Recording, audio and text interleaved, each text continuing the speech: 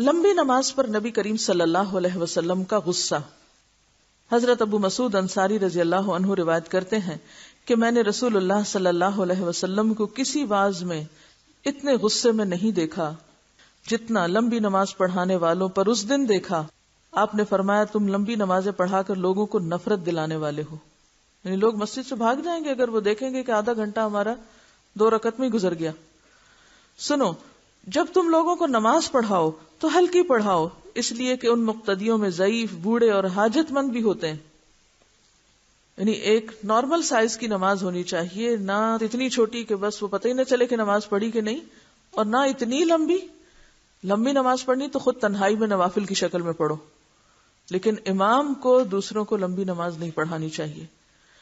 حضرت عثمان بن ابی العاص رضی اللہ عنہ روایت کرتے ہیں کہ مجھے رسول اللہ صلی اللہ علیہ وسلم کی آخری وصیت یہ تھی، جب تم لوگوں کی امامت کرو تو ان کو نماز ہلکی پڑھاؤ، کیونکہ تمہارے پیچھے بوڑھے، مریض، کمزور اور کام کاج والے لوگ ہوتے ہیں. کون کون ہوتے ہیں؟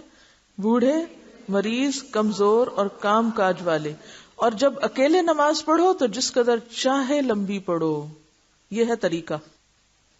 اس سے ایک اور بات بھی پتہ چل رہی ہے اس حدیث سے. انڈائریکٹ مطلب یہاں سے کیا ایک اور پتہ چل رہا ہے؟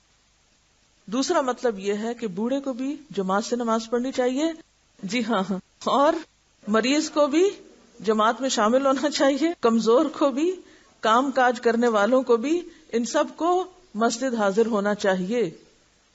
کیونکہ عموماً کوئی ہمیں کام پڑ جائے، بیماری آ جائے، کمزوری آ جائے، سب سے پہلے کیا چھوڑتے ہیں؟ نماز. اور با جماعت کی تو ویسی چھٹی ہے ہماری. تو یہاں پر کیا بتایا جا رہا ہے کہ یہ بھی شریک ہو، اور امام کو اسی وجہ سے کہا جا رہا ہے کہ ہلکی پڑھاؤ، کیونکہ یہ بھی بیچ میں موجود ہے. یہ نہیں کہا جا رہا کہ امام تم لمبی کرو اور ان سب کو گھر بھگا دو.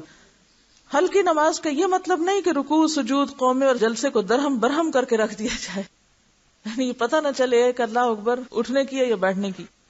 واضح ہو کہ ارکان نماز کی تعدیل اور طمانینت کے بغیر نماز باطل ہوتی ہے، بلکہ ہلکی نماز کا مطلب یہ ہے کہ قرات میں نسبتاً اختصار کیا جائے مگر قیام زیادہ مختصر بھی نہ ہو.